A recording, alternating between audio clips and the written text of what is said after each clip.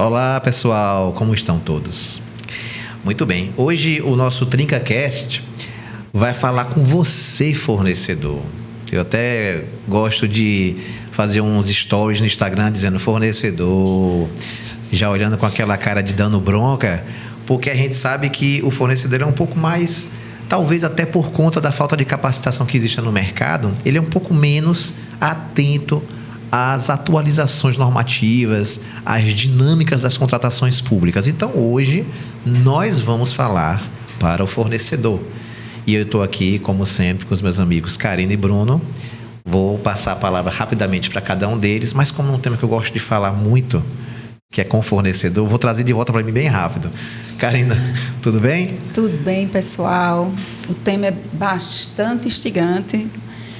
A gente só vê falar muito sobre a profissionalização do serviço público, servidor público, a administração pública, e os fornecedores estavam um pouquinho esquecidos, não é? Mas com essa jovem lei de licitações, o fornecedor precisa também se profissionalizar, capacitar, estudar, ele precisa entrar também nesse modo estudos. É verdade. Bruno, tudo bem? Tudo bem, tudo ótimo estar aqui com vocês para tratar desse tema. E falar de fornecedor é relevantíssimo, né? É o parceiro da administração pública. Né? A gente deve tratá-lo como tal.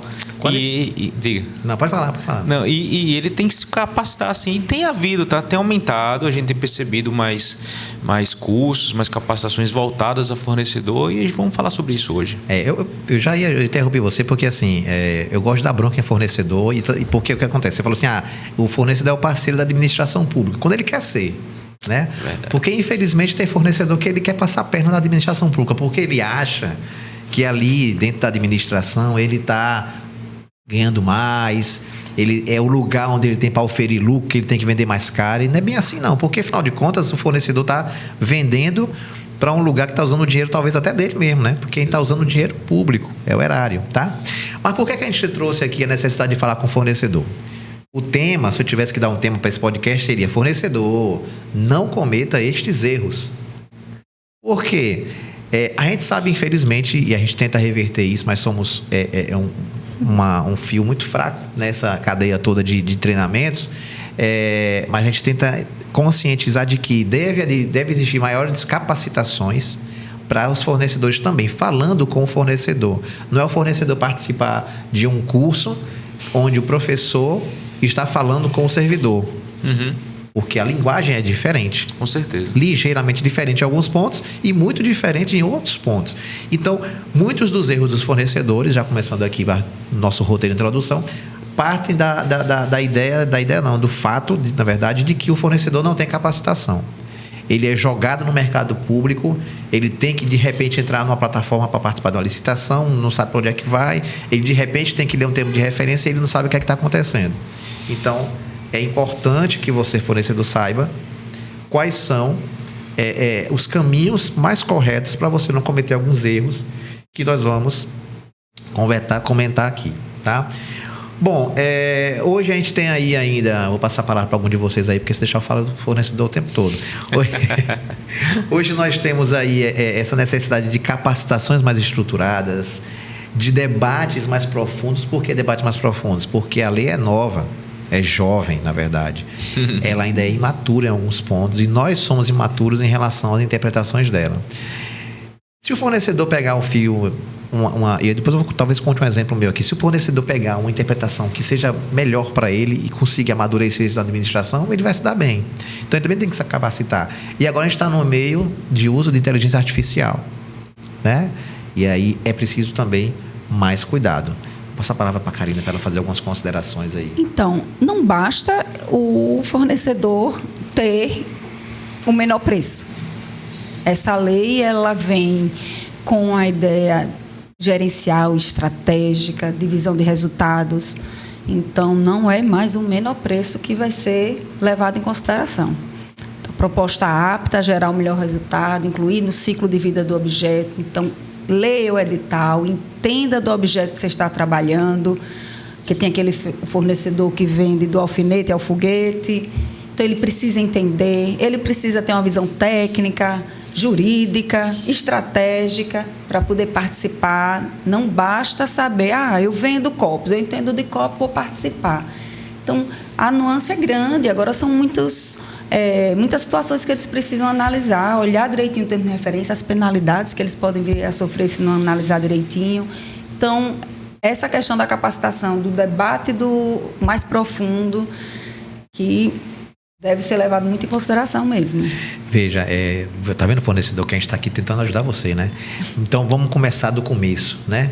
Primeira coisa que o fornecedor tem que fazer, Bruno, é o quê?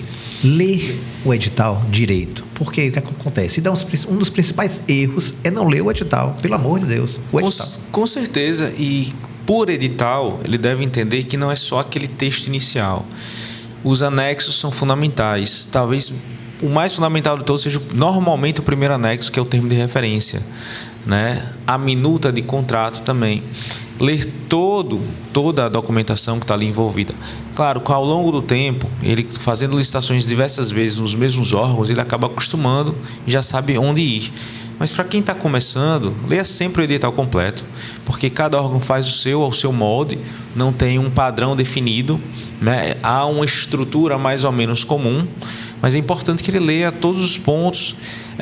Há prazos no edital que não são prazos previstos em lei, que é o prazo que aquele órgão determina, como, por exemplo, o momento de você enviar a proposta final, né? Proposta correta depois da sessão de lances.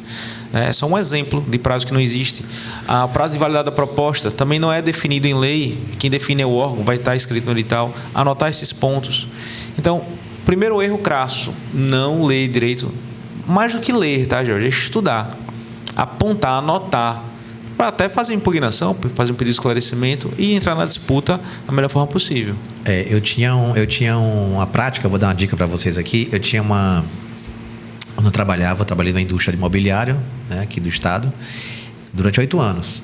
E lá, cada edital tinha uma capa. Na capa, tinham diversas informações estratégicas que a gente anotava. Então, perfeito. A minha equipe pegava um edital e imprimia, na época a gente imprimia muito edital, pegava a capa e botava do lado. E aí saía procurando prazo de entrega, prazo da proposta, condições de exigências técnicas, porque cada edital tem a sua exigência técnica quando se trata de determinados segmentos que são mais específicos. Uhum. Anotava tudo na capa. E com muita segurança, quando a gente fazia isso, a gente tinha ali naquela capa as principais informações que iam repercutir no preço final da proposta, né? Então, assim, tem que observar prazo, tem que observar a exigência técnica e tem que observar se o seu portfólio é compatível com o edital. Tá? Existe uma prática muito comum, que eu já vou puxar para cá, de o licitante pedir desistência da proposta logo depois que ele ganha. Por quê? Aconteceu uma época atrás, eu acho que em outro podcast eu até já falei isso. O cara ganhou uma licitação lá em um órgão aqui, era Coidro o órgão. E aí é uma peça hidráulica que ele não sabia. Ele ligou para lá e disse assim: o senhor ganhei uma licitação aí. Ele ganhou, o senhor ganhou fulano e tal. Pois é, o que é isso? O que é isso é complicado. Um absurdo, né? É um absurdo. É um absurdo. O que é isso é complicado. E ele acha que fica por isso mesmo. Você, por desistir da sua proposta de desclassificado, a desclassificação não é só penalidade, não é só sanção. Você apenas desistiu de uma coisa que você anteriormente havia se comprometido, porque você leu mal o edital. Então, não analisar os anexos, não analisar o portfólio, as especificações. Não acompanhar o edital, as retificações do edital, porque isso é importante. Todo esclarecimento publicado, a resposta do esclarecimento, ele vincula tanto a administração como o fornecedor. E, por vezes, aquela resposta, aquele pedido de esclarecimento, às vezes, de outra empresa, não é nem da sua. Exatamente. Ela vai vir ali ajudar. Com certeza. Então, tem que acompanhar. Aconteceu um caso de uma empresa que ela fez um pedido de esclarecimento numa licitação de locação de veículos. E era uma frota grande que estava sendo locada. E no edital pedia seguro obrigatório. E a empresa fez um questionamento. Vários questionamentos, colocação de veículo, como a gente bem sabe, chove de questionamentos. E um dos questionamentos era: eu posso apresentar uma autodeclaração ao invés do seguro, a pólice de seguro. E aí o fiscal respondeu, a área técnica respondeu para o pregoeiro que sim, que poderia, desde que essa autodeclaração incorporasse todas aquelas exigências que tinha no edital, que era para conter na pólice de seguros. Os outros não viram a publicação do esclarecimento ou não se atentaram. E aí essa empresa ganhou no preço. E aí ela veio com a autodeclaração. É a gestora do contrato, não, é seguro. Ele, não, você respondeu. Olha aqui. Quer dizer, nem o órgão estava atento. Não, você respondeu que a autodeclaração. Porque, veja, até para o mercado, essas apólices de seguros, para uma quantidade X, eram 120 veículos. A empresa também não é interessante ela ter esse seguro. Mais vale eu perder esses veículos populares, né? Mais vale eu perder um do que eu pagar 150, né? O seguro de 150 veículos, né? Então, aí ele disse, não, olha aqui o pedido de esclarecimento. E aí o fiscal, não, eu quero a pólice de seguros. Você respondeu? Eu acredito que isso aí deve ter barateado pra caramba o lado dele, né? Sim. Com certeza. E aí o outro que ganhou em segundo lugar, que era o atual, não se atentou ao pedido de esclarecimento. Poxa, eu não ganhei no preço. E veja, o pedido de esclarecimento, ele tem um viés estratégico para o fornecedor. Tá? Porque é interessante assim, não fique só esperando e investigando os questionamentos dos outros. Faça os seus questionamentos. Certeza. Leia o edital para fazer os seus questionamentos. Porque ele pode ter uma função estratégica como a desse cara teve. Sim. Né? Então, você deitou os prazos do edital lá. E aí eu dou outra dica. Faça um questionamento meio que induzindo já uma resposta que você queira. Sim. Isso aí é uma dica de ouro. Tá? Como aquela pergunta, meu entendimento está correto? Exatamente, exatamente. Construa um questionamento, não é só você perguntar, é você construir uma solução que te beneficie. E aí você dá aquela solução e, para mim, psicologicamente funciona muito bem. Perguntar, né? Podemos entender dessa forma? Nosso entendimento está correto. Aí o pregoeiro, preguiçoso às vezes, diz, tá correto. Porque ele não quer negar para ter que motivar assim. Não, é isso, entendeu? Então... E isso é uma estratégia, não é uma litigância de má fé, não é uma postura incorreta. Não é um prop injection, né? Não é, exatamente. Né? De você tentar induzir o erro, tentar induzir. Não, é só um questionamento, é muito válido. Eu reforço o que eu falei antes, a gente deve se tratar com os fornecedores como parceiros, embora muitos não os tratem a administração pública como se fosse um parceiro. E deveria fazer dessa forma. A gente vê muita empresa desistindo de proposta, não enviando a documentação correta, participa de várias licitações e sai, desiste. Por alguma razão ela está participando. E cabe à administração pública, nestes casos, né, tratar como deve e abrir o processo administrativo. E só estou completando o que você falou. A desclassificação não é a punição. A punição é uma multa, é uma advertência, é um impedimento de licitar depois de um processo administrativo para isso. Cara, porque a gente tem acompanhado isso recentemente. Tem empresa que ela cadastra a proposta em todos os processos. Gente, aí veja, ela é convocada, a gente perde em média aí 2-3 dias para poder esperar ela mandar a documentação dela. Quando ela não manda, eu tenho que tirar ela e chamar outra. E ela não está preocupada com isso. Ela acha que está tudo bem botar a proposta. Além desse tempo, não é só o tempo. Ela participou da disputa. Se ela vem participando várias vezes da disputa e, de fato, ela não quer a contratação, por que razão ela está participando da disputa? Ela quer provocar alguma coisa? Ela quer atrair algum licitante? Ela quer encobrir alguma coisa? Claro, a má-fé não se deduz, você se comprova. Sim. Mas gera uma dúvida, gera uma fumaça aí do que está acontecendo. Isso tem se repetido em alguns lugares. Tem, exatamente. Para você ver, fornecedor, tá vendo como estamos aqui apertando o cerco, te dando várias dicas, né? Deixando para você andar na trilha certinho para ter contratações saudáveis para a administração.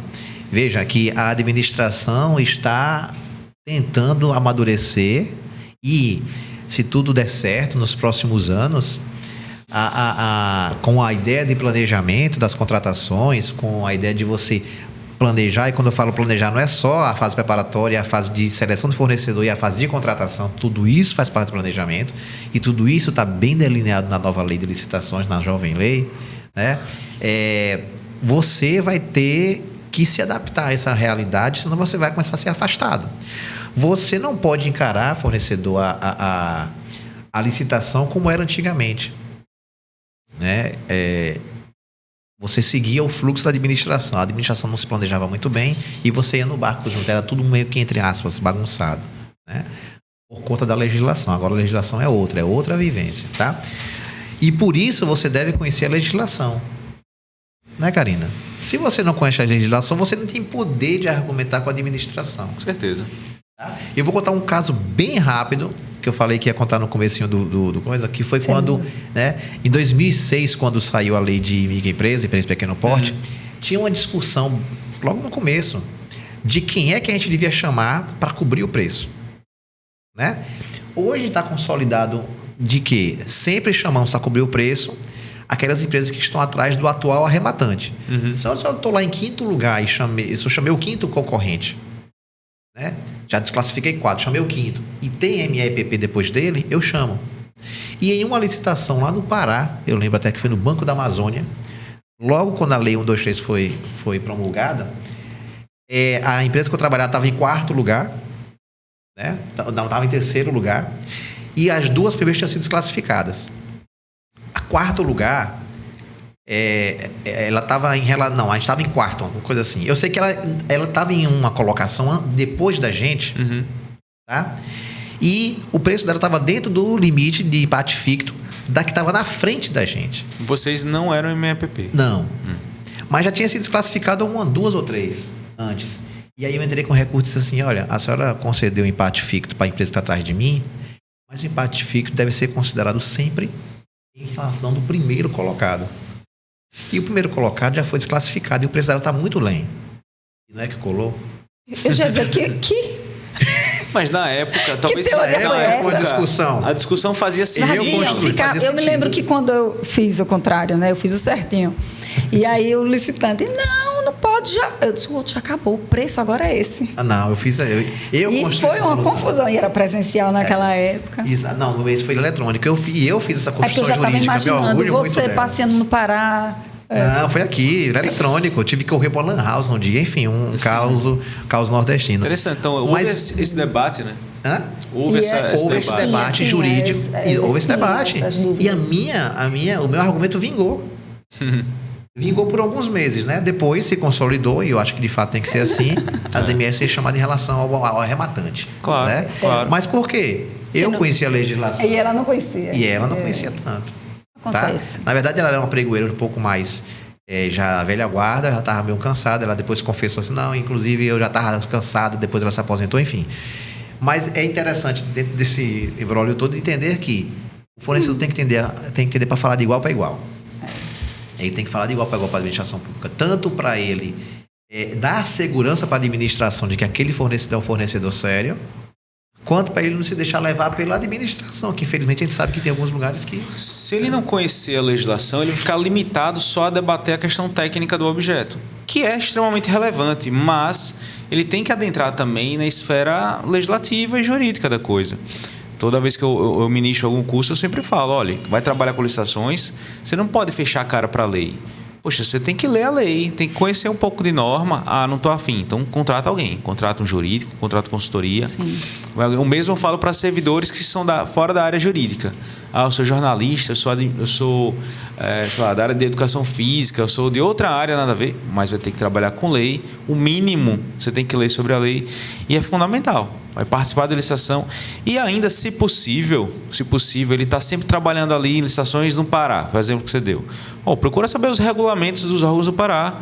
Vai que tem alguma regra específica, né? Vai que tem uma regra específica sobre MEPP, uma lei exclusiva para MEPP, o Estado de Sergipe tem. Não vai que lá tem. Você está trabalhando lá, vê se há alguma prerrogativa para a sua empresa ou para o seu concorrente, para você poder ter uma atitude mais estratégica nesse sentido. Tá vendo que o tema é... é bom. Vai embora. E aí, Karina, em relação à documentação defasada, é outro problema, né? Outro problema. A gente só para já engrossar o caldo antes de passar a palavra, veja só. É uma coisa que eu não gosto muito, mas o licitante tem se apegado muito a um acórdão que foi proferido aí na época da pandemia, que é o acórdão 1211. Eu já vou jogar para o debate aí. Esqueceu de colocar algum documento, o documento está vencido. Dá para a gente se confiar nisso? Não. Realmente precisa ter essa preparação. precisa ter, faz um checklist, como você falou, não é? A capa do processo, um checklist, separa essa documentação direitinho, cria uma pasta na nuvem, atualize para cada pregão que você vai participar. Imagine um atestado de capacidade técnica que você apresente que ele não tenha a descrição do serviço, que ele não tenha explicitado a conduta, se foi uma conduta reprovável, se foi uma conduta boa, deu uma execução eficiente desse contrato. Então, as informações precisam constar no atestado. Às vezes tem empresas, ainda acontece isso, que anexam um contrato. O contrato não é o mesmo que o atestado de capacidade técnica. Então, precisa você, fornecedor, entender, buscar suas documentações, trazê-las vigentes para a data da apresentação, para que não sofra uma desclassificação, uma inabilitação por uma documentação, uma falha pequena. Você tocou num ponto interessante, Karina, que a jovem lei autoriza que outros documentos possam ser utilizados como se fosse atestado. Para além do atestado, é possível agora, não sei se mediante regulamento ou no próprio edital, você solicitar outros documentos. Às vezes a gente faz isso a título de diligência, quando há dúvida no atestado, mas a lei já autoriza que se possa estabelecer talvez um contrato, possa ser uma comprovação, né, da qualidade da prestação do serviço. Algo a se ficar atento, né, o fornecedor, porque ele pode estar acostumado e todo órgão que ele vai opera atestado. Aí vai que um órgão inova e pede algo diferente. É possível, ele está de olho nisso. E quanto ao acórdão, né, o que é que o Jorge está falando aqui? É o seguinte, o Tribunal de Contas da União... Não gosto dele. Também não. Não gosto. Mas vamos esclarecer. Acabei esquecendo de falar mal dele. Vamos esclarecer. Primeira coisa, a jurisprudência não vincula. Jurisprudência não é lei. Jurisprudência não é norma. Tecnicamente, é uma segunda fonte de direito. A primeira fonte de direito é a norma, é a lei. E todos nós nos vinculamos. Ninguém pode alegar desconhecimento da norma. Por outro lado, doutrina e jurisprudência é a segunda fonte de direito, ela serve para facilitar o entendimento, a forma de aplicação. Então, a jurisprudência, reiterados casos repetidos naquele mesmo sentido, forma um entendimento, uma tese, é a jurisprudência. Nesse sentido, o Tribunal de Contas da União é bastante atuante, né? Talvez o órgão mais relevante na área de compras públicas. Mas a gente considera as decisões dele, claro, se não for do seu processo, né, obviamente, apenas como orientativa, né, como um caminho a se seguir, talvez uma diretriz. Um reforço argumentativo. Um reforço argumentativo, mas não vincula. Ele vai vincular se você tiver um processo sendo julgado por ele. Obviamente, você vai estar vinculado à decisão dele. E nesse caso, do Acordo 1112... 1211, né? Ele elasteceu o entendimento da diligência, de você permitir, posterior à sessão, posterior ao momento correto da apresentação dos documentos, acrescentar novos documentos que não tinham sido previstos antes, desde que fique comprovado que aquele documento já tinha sido produzido antes, não tenha sido produzido depois. Eu acho que não é isso não, Bruno? Desculpa interromper. Não? É a condição pré-existente. Ele pode até ser datado depois.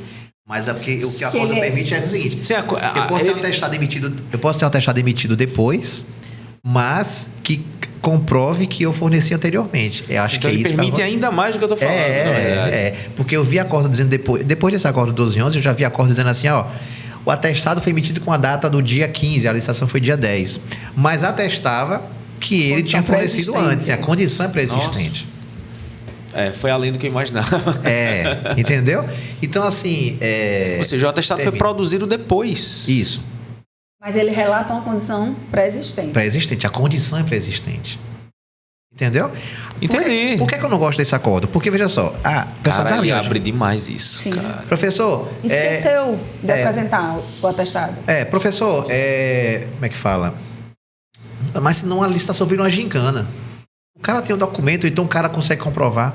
Eu acho que a questão não é se gincana ou não. A licitação não deixa de ser um procedimento formal. E não é porque eu estou exigindo que seja apresentado naquela hora que eu estou tratando como uma gincana.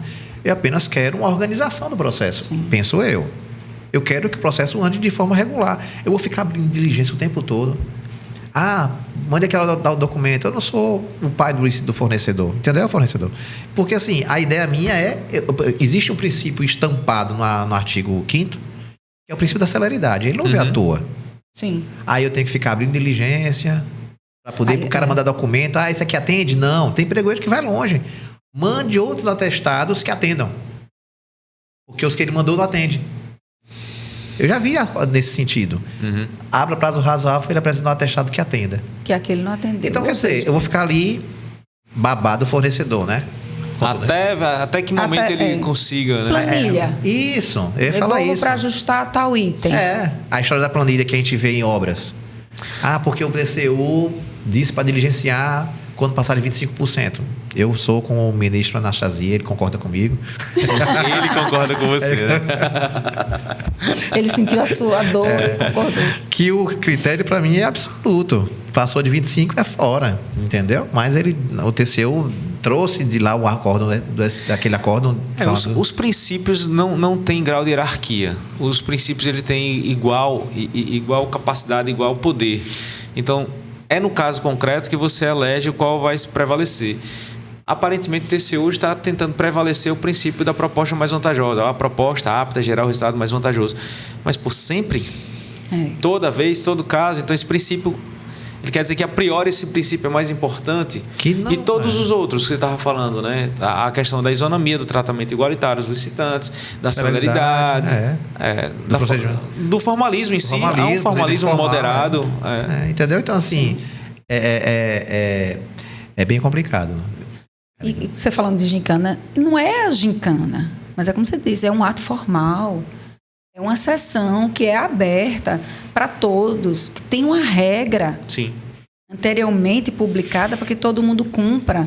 Se você não cumpriu, então traga o documento tal. Aí diligencio. Não atendeu, traga uma que atenda. O que vai acontecer? O que você falou. O pregoeiro vai servir de assessor técnico para o fornecedor. E veja... Conserte, devolva, não atendeu. Então, veja assim, não é que o fornecedor que esquece, ele é bagunceiro, né? Não é isso. Existem acidentes. Já passei por vários acidentes de não enviar documentação. Mas isso faz com que todos os fornecedores andem no mesmo compasso da administração, organizar sua documentação, enviar documentação, anexar tudo aqui. Porque senão a gente realmente fica... um processo fica moroso. Ele já é moroso até certa medida, né? E aí, veja, a gente entra em outro ponto. A proposta, você falou de planilha, a proposta não é execuível.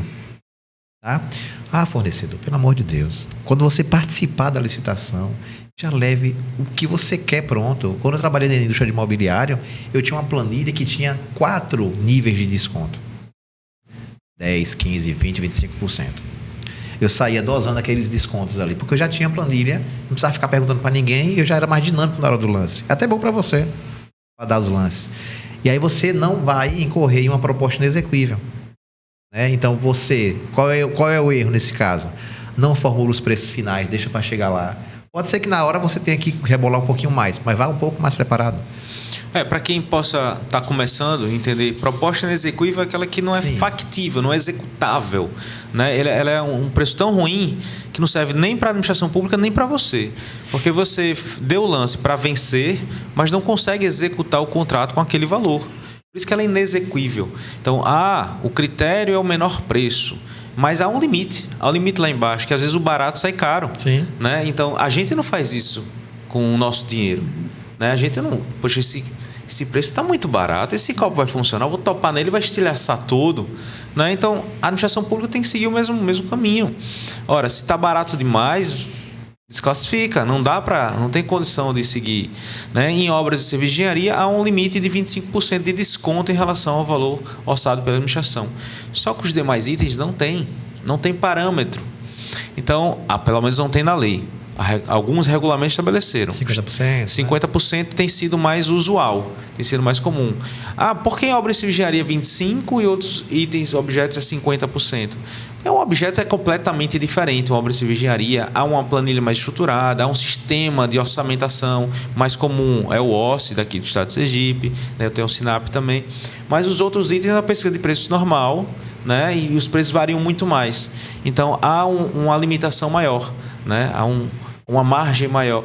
Então, passou desse limite, ele se torna inexequível. A polêmica é, vamos deixar comprovar ou não que o preço é exequível quando ele passou do limite previsto? Eu acho, Karina, vou deixar você complementar. Eu acho que a maioria das comprovações são, para inglês ver, Ruins, protocolares. Protocolares. Karine? Apenas uma declaração. Teve já um viu? caso que ele deu uma declaração e a procuradora, ele me deu uma declaração. Ele lhe comprovando o quê? Que essa declaração é a mesma que cumpre todos os requisitos do edital. Então, na hora do preço, você tem que pensar no custo transacional dessa contratação. Gente, lidar com a iniciativa, com o setor público, você tem que ter um gerenciamento de um contrato, você tem que ficar atento ao portal de licitação, arrumar a documentação, eventual recurso. Então, tudo isso é um custo que a iniciativa privada não tem. A própria administração talvez não saiba como é que monta o preço. Em obras de engenharia talvez seja mais factível essa comprovação por causa dos sistemas de orçamentação. Todo mundo cota pelo mesmo lugar. Pelo mesmo lugar. Mas aí, copo de vidro. Tá. Existe uma planilha indicando aqui quais são os insumos, o lucro, a taxa, a eventual taxa de câmbio que possa ter aqui, talvez, não sei se tem nesse produto, na logística envolvida aqui, para que você possa comprovar que não, eu consigo por esse preço, porque está aqui minha planilha identificada item a item, demonstrando meu preço. Cara, não tem. O pessoal não faz assim. Talvez serviços mais complexos exista planilha. Sim, transporte, existe a planilha. E aí eu acho que seria o caminho, seria provar nessa planilha. Mas ainda é um tema polêmico há muitos anos e eu não estou vendo o horizonte de resolução desse problema. Não. Mas eu acho que essa comprovação da execuibilidade, o exemplo do copo, eu preciso comprovar quanto é que custa para mim esse copo. Por quanto você comprou, talvez? Por quanto que eu comprei? Quais são os encargos? Sim. Os impostos, o custo que eu tenho para participar dessa licitação. Então, tudo isso tem que estar na sua planilha. Planilha tudo. Eu lembro de uma licitação de frango para assistência social. E o preço que ele colocou na sessão estava muito próximo do preço que ele comprava à época. E ele ganhou, que estava com o menor preço, se eu não me engano, ele ganhou a R$10,14 o quilo e ele comprava R$9,09. Vai mandar o fornecedor dele já entregar no órgão. Direto já. E aí, assinou a ata. Quando começou a entregar, ele, pedido do reequilíbrio. É a consequência do preço inexequível. E aí, realmente, no mercado já estava a R$12 o quilo do frango à época. E ele pediu, eu vou conceder porque está 12. Eu disse, não, pergunte a ele. Manda ele abrir a planilha dele e mostrar quanto ele comprava à época da sessão. Comprove por quanto comprou na época da sessão. Aí ele comprovou. Comprava bem próximo do preço. Ele comprava 9, ganhou com 10. Entendeu? Então, assim, você derrubou demais o preço. Precisa estar atento a isso. Então, por que ele derruba mais o preço? Aí eu vou até emendar isso aí com outro problema, outro erro do fornecedor. Ele muitas vezes vai atrás do coelho, vai atrás dos concorrentes que ele acredita que os outros concorrentes são tão sérios quanto ele. Então, se for um concorrente, um fornecedor sério, ele tem um preço dele. Mas aí o problema dele é que ele acredita que os outros também são tão sérios quanto ele. Aí ele vai atrás do preço do cara. Se o cara consegue, eu consigo também. Se empolga, né? Se empolga. Não faz um trabalho que eu recomendo que se faça, um trabalho estatístico dos seus concorrentes. Estou fazendo agora para um cliente meu. Um trabalho estatístico. Jorge, veja aí que marca é que estão oferecendo, porque eu preciso saber quem é essa galera, quem são os meus concorrentes. Boa. Que marcas são essas. Perfeito. Então, eu estou pesquisando várias licitações, elencando lá valores, produtos, peguei uma série de 10 produtos e estou fazendo lá, olha, suporte de soro, essa marca é tanto, essa marca é tanto, está fornecida assim e tal. Para poder você saber qual é o seu preço.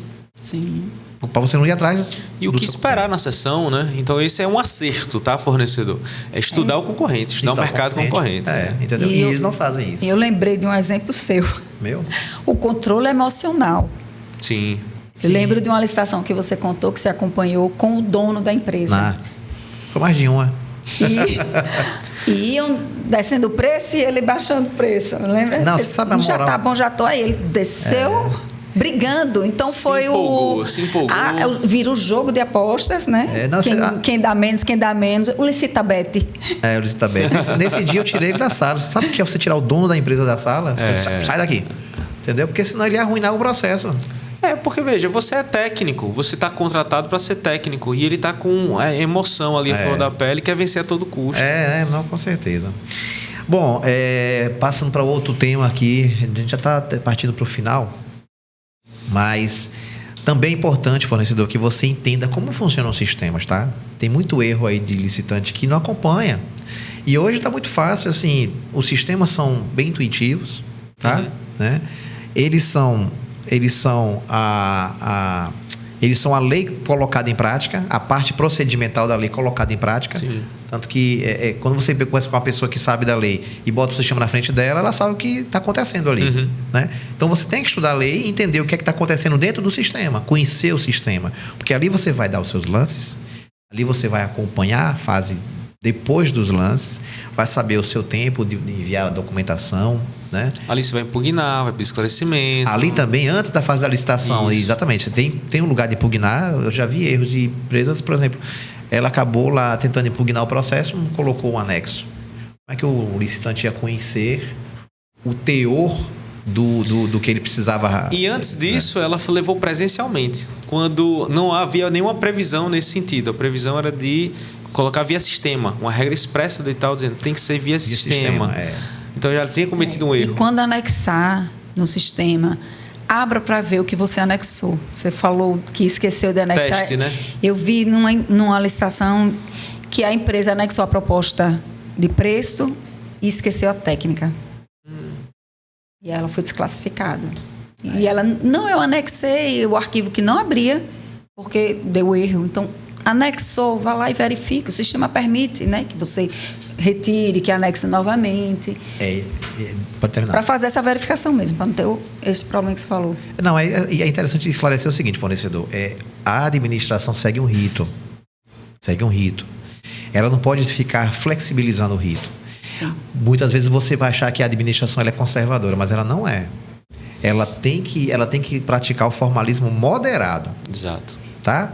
Então, você não pode a administração simplesmente ignorar uma regra editalícia, ou até da lei, para poder atender a um clamor, lá, a uma necessidade do fornecedor que, infelizmente, esqueceu. Eu já tive fornecedor aí que esqueceu de anexar a proposta porque viu em cima da hora, depois de vir 48 horas. Ficou chorando. Ele sabia do prazo de 48 horas. Sabia, mas achou que dava tempo e não deu. Né? Então, você tem que ser muito diligente, porque, é o que eu digo sempre, né? Essa questão de licitação eletrônica, ela anda muito em desfavor do fornecedor em alguns sentidos, porque o fornecedor tem que observar o prazo de administração dentro do sistema. Se ele não cadastrar a proposta, já era. Já o presidente da comissão, o pregoeiro, se ele esquecer de abrir o processo, ele bota uma desculpa lá, gente, desculpa, eu entrei atrasado, tá tudo certo. É verdade. Não é verdade? Se eu não conseguir responder o recurso hoje, eu respondo amanhã, eu respondo lá, olha, atrasou porque eu estava analisando tecnicamente. Mas se o cara esquecer de anexar o recurso, o problema é dele. Nesse sentido, é mais rigoroso para o fornecedor. Mas tem de ser. Tem que ser. Como você falou, o rito, ele não surgiu do nada, ele é parte da lei. Né? Tem que cumprir a lei da melhor medida possível, cumprindo pelo menos um formalismo mínimo necessário. Isso aí. Eu acho que a gente falou bastante aqui. Eu acho que daria para falar muita coisa. Isso passou rápido. Eu até vou fazer um spoilerzinho rápido aqui de que nós temos intenção de fazer eventos que consigam ser mistos e consigam falar tanto para o público quanto o público foi ótimo. O público do setor público e o público do privado. Chega. Vamos acabar esse podcast. Falar tanto para o público da administração pública. Isso. Ótimo. Quanto para os fornecedores. Sim. Então, a gente tem intenção de fazer esse tipo de evento porque é importante, até para eles fazerem esse networking, enfim, e saber. Mas, assim, tá dadas as dicas aí. Vou passar para a Karina fazer as considerações finais rapidinho para a gente encerrar o nosso podcast de hoje. Então, fornecedor, o conselho que eu dou é: não trate a licitação com o menor preço. Trate a licitação de forma estratégica. Estude seu edital, veja a melhor solução que você tem, o melhor produto que você tem para aquela solução apresentada no termo de referência. Trabalhe com a administração em parceria. O fiscal não é o seu inimigo. Trate bem, porque é ele quem vai lhe notificar. Então, leia o edital, leia o termo de referência. Tudo que estiver em desacordo com a legislação que vocês trabalham, faça o pedido de esclarecimento, impugnação da forma correta, nada por telefone, que você não fica com a resposta registrada, vinculada ao processo. E com a nossa capacitação, você vai ficar expert. Olha o merchan aí. Já aproveitando. Bruno Maciel, meu querido amigo. Não, só para encerrar, reforçar o que a Karina falou, agora vamos falar do que ele deve fazer, né? Sempre estudar o edital, seus anexos, se capacitar na melhor medida possível, ou contratar consultoria para isso, nem que ele ao longo do tempo aprenda sozinho, verificando. Estudar os sistemas, entender os sistemas, né? Criar talvez uma área, uma região que ele esteja disposto a disputar, né? Uma área, um estado ou os órgãos daquela região, aí você vai conhecer melhor os sistemas, porque provavelmente vão se repetir, vão ser próximos. Estudar de fato o edital, não é só ler, é estudar a concorrência, como o Jorge falou. Estou tentando resumir aqui o que a gente pensou. Acompanhar sempre as sessões, acompanhar o chat de mensagens, acompanhar as informações, estar atento aos prazos e se preparar da melhor forma possível, sim. Veja, para finalizar, eu quero dizer que o princípio do planejamento não é só para a administração. Pratique o planejamento na sua empresa para que você consiga ter contratações saudáveis com a administração pública. Ok? Ok. Muito obrigado, meus amigos, pela participação nesse podcast. Valeu. Até a próxima. Valeu.